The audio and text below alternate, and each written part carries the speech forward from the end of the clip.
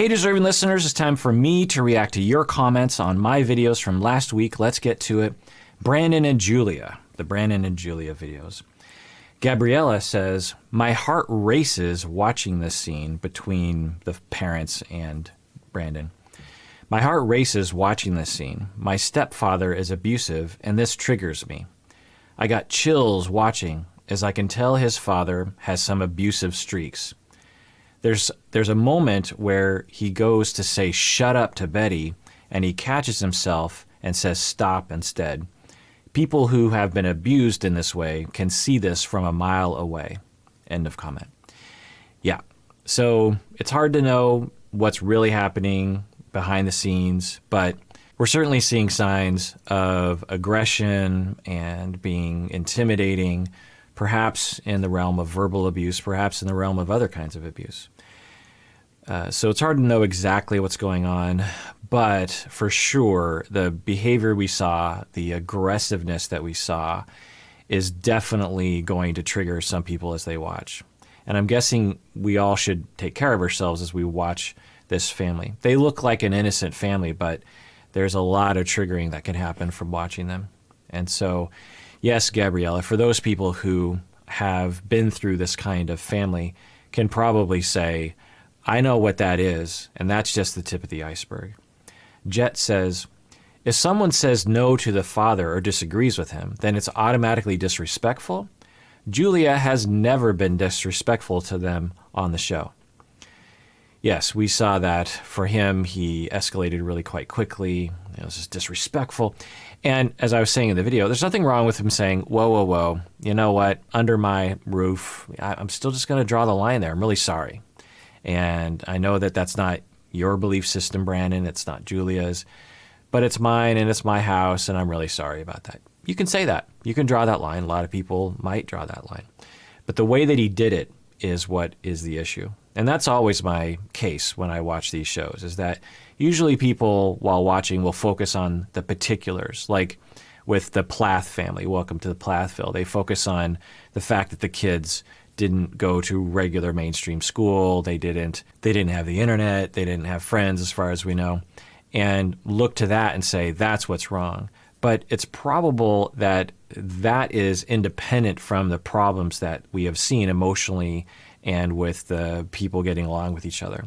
That it was probably related to the way emotions and attunement and listening and valuing other people and communicating that you love someone unconditionally.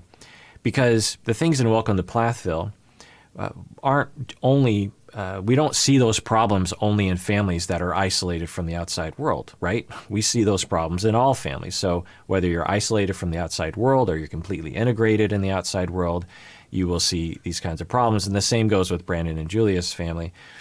They have some things that are different about them, that they have a farm and they have particular views about not having kids sleep in together, kids. Now I'm adopting the family now. These adults in their 20s sleeping in the same room, and there's a lot of people who share that value.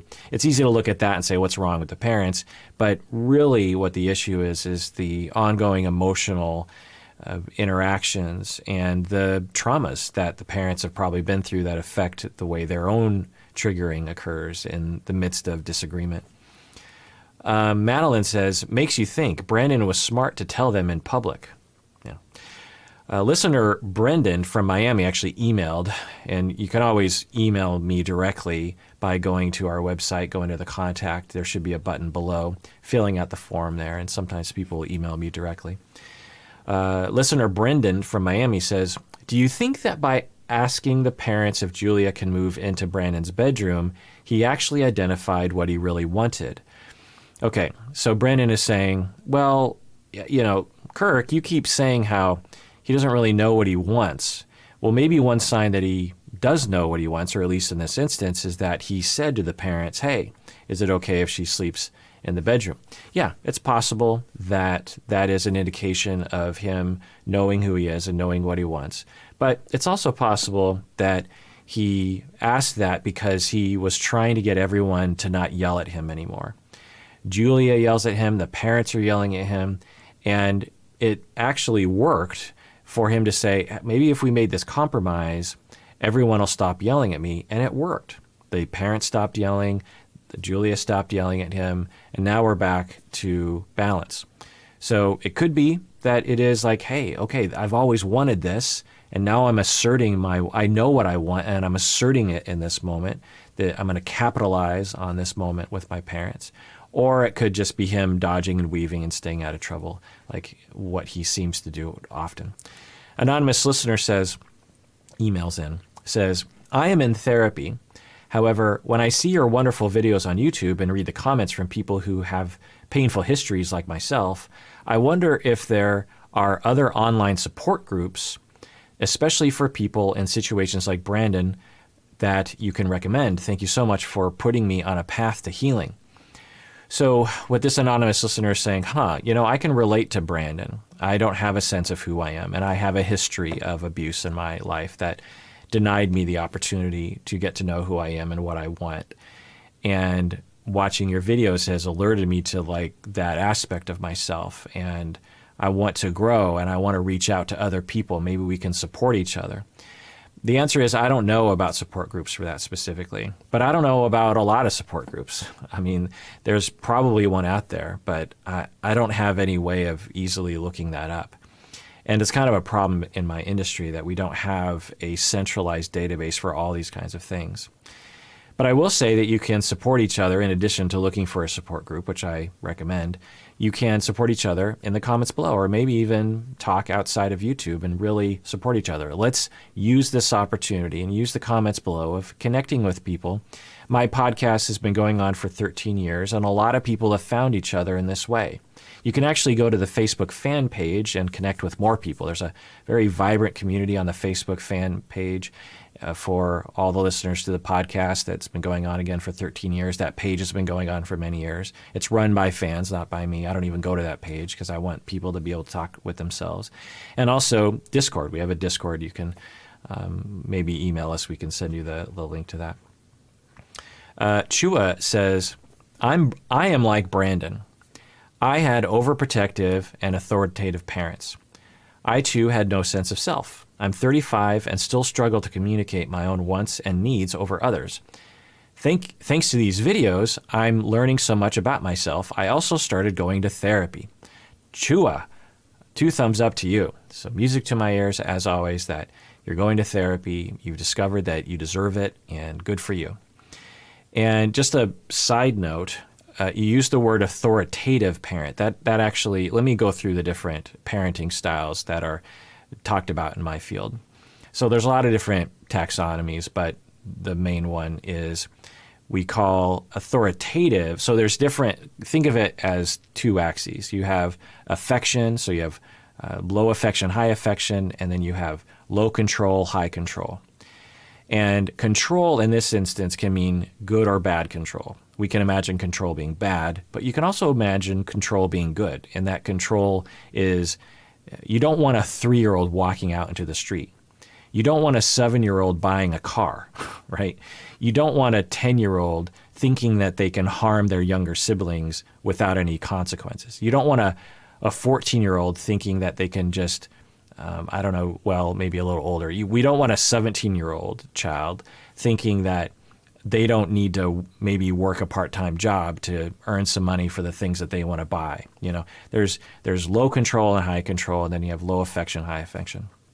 Well, authoritative is actually the optimal parenting style. Authoritative is high affection, so a lot of love and a lot of unconditional love, but also high control, but good kinds of control, where the parents are attentive and they discipline in a fair way. They are trying to help children to be responsible. So you have a lot of warmth and you have a lot of control. And so that's authoritative. That's what you're hoping for. And research shows that's the optimal way of parenting a child. Then we have authoritarian. So we have authoritative and authoritarian. Okay. Authoritarian is high control, sort of bad control, but also low warmth. So there's not a lot of warmth, not a lot of love, but all the control. And when you're authoritative, which is the healthy way, as you're doling out discipline, you also have love. And so when you have those 2 combos, when you're disciplining and loving, that's what's best for kids. Kids need love and they also need discipline. They need limits to their behavior. It's very important. So that's authoritative, but authoritarian, there's all the control, but none of the warmth, none of the love. Not only just regular love, but also love to mitigate the bad side of discipline. Then we have permissive, which is high affection, but low control. So permissive is where parents are great with warmth and love, but they don't actually have much in the way of limits to their children's behavior, and that can cause damage to the children. Then we have disengaged, which is the worst of both worlds, where you have low affection and low control. There's not a lot of love in the relationship, and the parents are like, do what you want. So it's basically just complete neglect. So that's disengaged. So again, you have authoritarian, which is the bad one, and you have authoritative, which is the good one. But anyway, yeah, Chua, I hear you. And you are 35 now and you still struggle to communicate your own wants and needs over others. That is not uncommon. I've worked with 55-year-olds who still struggle with that. It's not something that you grow out of. You need a lot of therapy to get in touch with who you are, have that relational space where someone actually takes the time to pay attention to you, and you get this message that you matter and that the other person cares. And through that interactive process, you connect with who you are. We're social creatures. We're not isolated animals. We're not a turtle that just walks away from the eggs and hopes that the little turtles manage to make it. We are social animals. We depend on each other. We are tribal. We have all sorts of problems when we don't have secure attachments with other people. And so make sure you get that for yourself. And I'm glad that you're going to therapy, Joe. Let me know how it goes. I know you comment a lot. Mary. He should have been thankful about what his parents said so that she knows what atmosphere she's... Oh, sorry, not thankful. Sorry. Brandon, so Mary's talking about Brandon. Brandon should have been truthful to Julia about what his parents said so that she knows what atmosphere she's likely walking into. Right. Yeah, it looked like in that, when Brandon was telling Julia what had happened, he wasn't very forthcoming, and so Julia might be walking into a situation that isn't very good. All right, let's go on to Rebecca and Zied. So Rebecca and Zied videos. Kalila says, Rebecca doesn't seem to notice that people in her life don't respect her. I'd be interested in knowing where her lack of confidence comes from. Sounds like a history of abuse. Yeah, I hadn't thought about that, Kalila, and that could be absolutely true. Now, on one hand, Rebecca does seem to know who she is and what she wants, but on the other hand, she seems to very quickly crumble underneath those kinds of messages from her daughter, from her friend.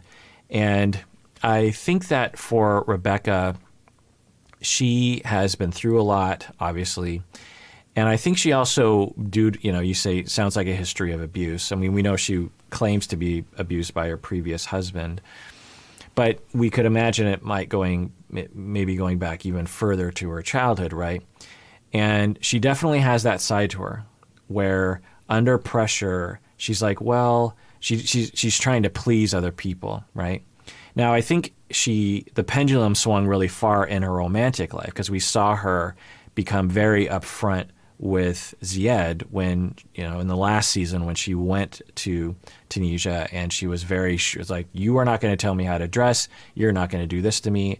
And I think she learned from past mistakes to stand up to at least her partners. But I don't know if she's translated that lesson, which is a great lesson, to everyone in her life. And we might be seeing that emerging awareness in her. Eminem says, this lady, the friend, I think her name was Melanie, the friend of Rebecca's, this lady is one of those people who think they're just brutally honest, but in reality, they are verbally abusive to people.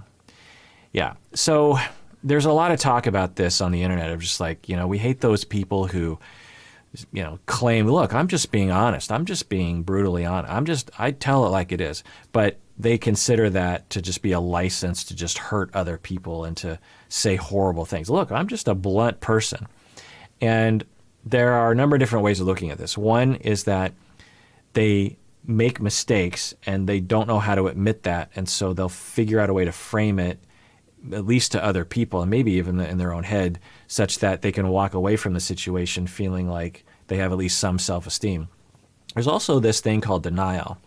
And people often frame denial as if it is conscious. It can be, but it usually isn't. Think about someone who drinks alcohol every day, and they need to drink alcohol every day. And they say, you know what, hey, I only drink like 6 beers a day. That's all I drink. I don't understand what the deal is. Now, to someone outside of that, they'd be like, 6 beers every day? You drink 6 beers every day.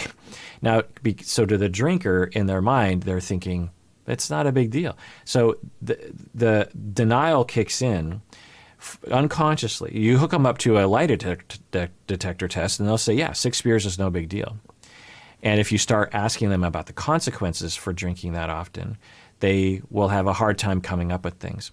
When we need something, when something is so important to us that we absolutely need it, and my cat just doesn't like this conversation, it's triggered, moving on with her life, then our brain has all sorts of directions that it's going in. On one hand, I need alcohol. On the other hand, I know that alcohol is bad for me. How do I reconcile these two things? Which one is going to win? Well, I'm powerless over my alcohol use, so I can't give up that.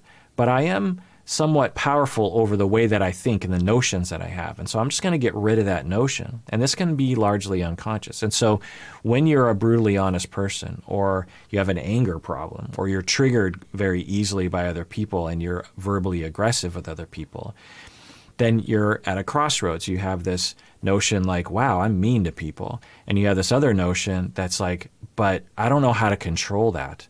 I get triggered and things just come out of my face. Maybe because the parents weren't very authoritative. They didn't put limits on the child's behavior, or put too many, depending, overcompensation for the kid. Anyway, so they have these two dissonant ideas. There's something wrong with me, but I don't know how to control it. If you don't have any control over the aggression, then the attitude will go away, and this is what we call denial. So you just say, well, I can't control the fact that I'm mean to people, but I can control the way I see it. And so I will just eliminate that notion, and I'll invent some justification like, well, I'm just honest. Okay, Becca says, I found this scene highly uncomfortable to watch between Rebecca's friend and Rebecca and Zied. Rebecca just seemed overwhelmed and went into child mode. Cam says, what the heck? Are you supposed to move apartments or houses every time you have a new partner? Talk about expensive, LOL. All right, let's go into Jovi and Yara here. Eka says, I have never liked it when guys say that their partner got pregnant, as if women get pregnant on their own.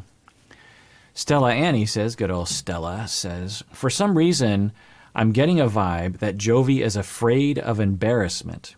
He was probably embarrassed after being pranked by Yara before, and doesn't want that happening again, and therefore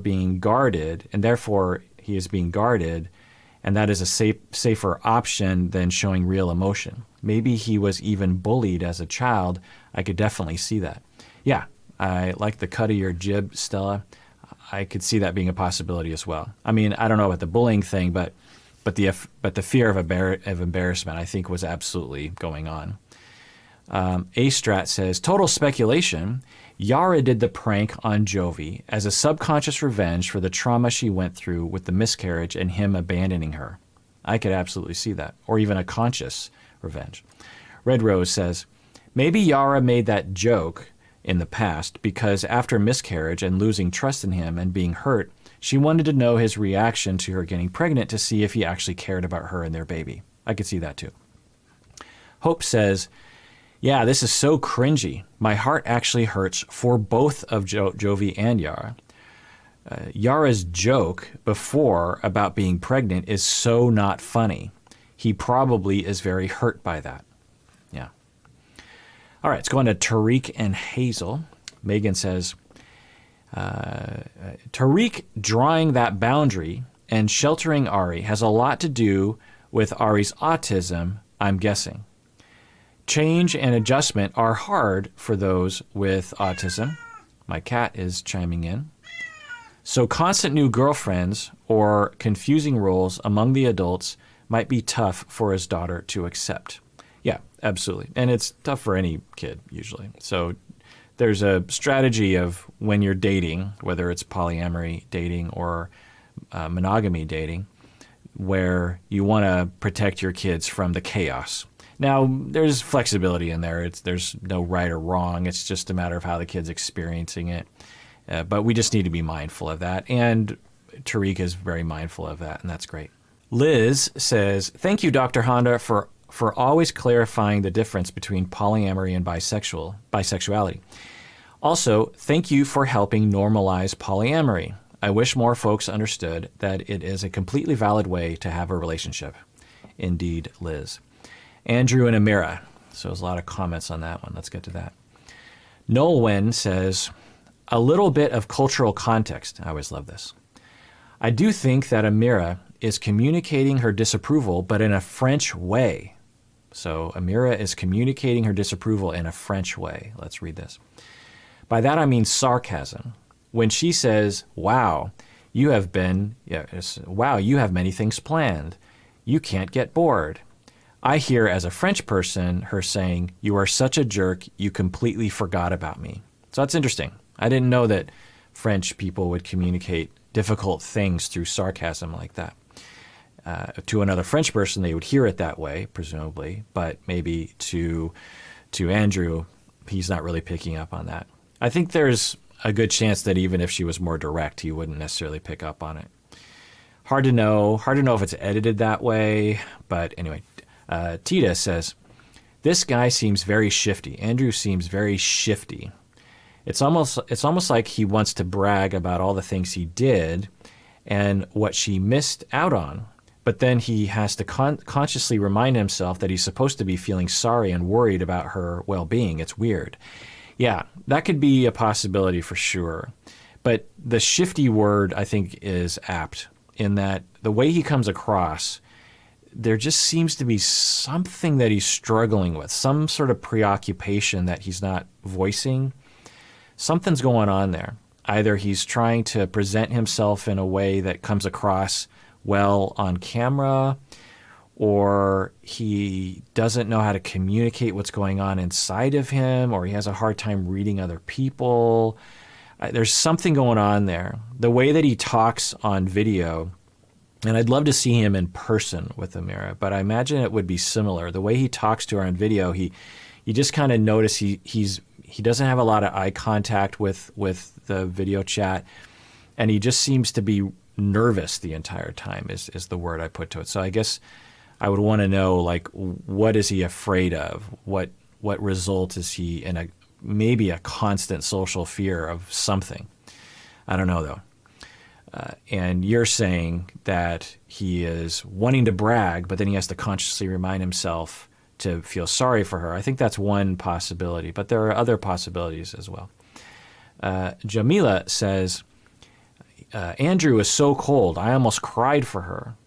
Whoever has gone through a stern border control experience understands how terrifying it is. I travel a lot. Anytime I'm questioned at the border, I shake with fear. It doesn't particularly help that there's an AK-47 on my country's flag, LOL. Yeah, there are AK-47s on some countries' flags. Now, there are also other guns on other flags or swords on other flags, and I think for some countries, an AK-47 symbolizes their revolution and power to the people, and so I'm guessing that's why the gun is on their flag. But anyway, border crossings can be terrifying. Even if, you've never done anything wrong in your life, there's just something about it that can be very, very scary. And so what Amira went through is not only just scary on that level, but also I just can't imagine. They take away your ability to communicate with the outside world, and you're put into a cell with a toilet and no toilet paper, and you're just sitting there wondering, is this my life now? Is someone gonna hurt me? That's terrifying. I just cannot imagine what that must have been like for her. And to me, I'm just like, I don't understand how these things work, but the whole time I'm thinking, why didn't the Mexican government just say, go back to France. Why did they have to put her in prison for 3 days? I mean, she clearly had why couldn't they just say, look, turn back around, go back to France? That's what they did eventually. Why did they have to wait 3 days for that to happen? I just don't understand. Anyway, maybe there's a reason. Cold on YouTube says, having done the K1 visa myself, my wife and I can't help screaming at the screen when watching this couple to just apply for a visa extension. So this is great. I always like getting this kind of info. So Cold is saying there's a thing called visa extension. You can apply for an extension under special circumstances, and I would say a worldwide pandemic would count as a special circumstance. So that's interesting. So Andrew and Amira, their story is like, oh, their time's running out. But Cold is saying, hey, just get a visa extension. No big deal. Yeah, that makes sense. Kroon says, I've realized I'm always angry at my partner for various things, and that I haven't explicitly stated to my partner about what I'm angry about. So how would he know that I'm angry about those things? I'm really trying to learn to be really clear, direct, and a little assertive with my needs. It's so hard, though. Right, so what Kroon is talking about is referring to what I was talking about with Amira, that at least from what they've presented to us on the show, which we can never know is the entire story, of course, but Amira, when she's talking, she has 2 modes. When she's talking to Andrew, she's very polite and very accommodating. When she's talking to her friend or her father, she's talking about all these horrific things that Andrew has done to her. So one possibility is that's indicative of the general communication pattern that she has. And from Andrew's perspective, he might be hearing all sorts of politeness and comfort and niceties from Amira. He might even be asking her, how you doing? And she's like, I'm fine.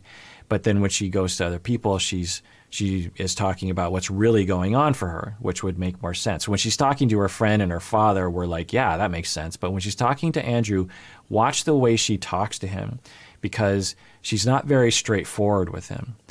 And one of the things that a lot of people can suffer from is due to past abuse, will have a lot going on inside, but they can't communicate it, and they don't communicate it. Not because they choose not to.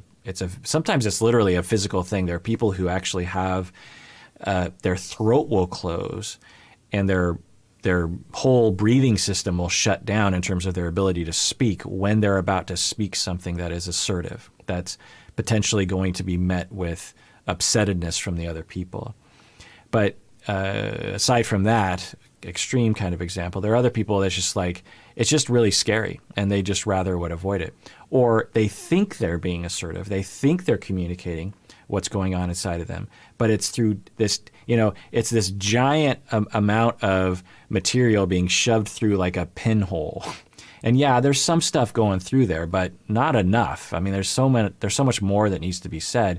And the other person not understanding you is a product of the fact that you're trying to shove all this stuff through this tiny little pinhole. You got to open up that fence and let all the stuff come through, which usually means talking a lot, expressing a lot, taking that risk, being vulnerable. But it also means that you matter to yourself, that you value your own needs, which means that you have to have other people value you. Other people value you. Other people value us, and then we feel like we matter, and then we will assert ourselves to other people. And so what Kroon is saying is that they are I've realized I'm always angry at my partner, and I haven't explicitly stated that to my partner. So how would he know that I'm angry at him? And I'm really trying to be clear, direct, and a little assertive with my needs, but it's so hard. Yeah. So, going to therapy, couples therapy, individual therapy. All right, let's end with Mike and Natalie. Now, remember, I'm reacting to Mike and Natalie from earlier in the season because I was still catching up with the previous season. So this is from the beginning of the season. Steph says, Natalie is demanding respect, but she's actually the one who doesn't respect Mike's choices. As a vegan myself, I don't understand why people try to force others to go vegan or vegetarian.